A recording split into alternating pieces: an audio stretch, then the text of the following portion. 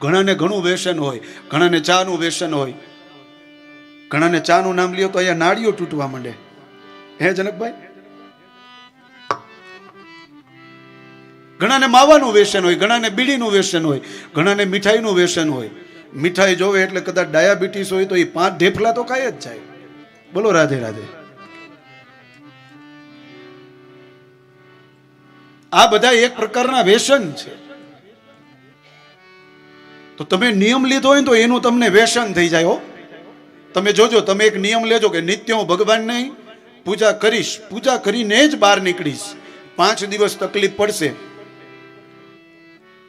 પછી તમારે 5 દિવસ પછી તમે નિત્ય પૂજા કરશો ને મહિના દિવસ પછી તમારે ક્યાંક બારે જવાનું થશે ને એમાં તમે જો પૂજા કર્યા વગર જાશો ને એટલે તમારો દિવસ ખરાબ જશે. શું કામ? તો કે દરરોજ તમે જે નિત્ય પૂજા કરતા ને એ તમારો નિયમ બની ગયો.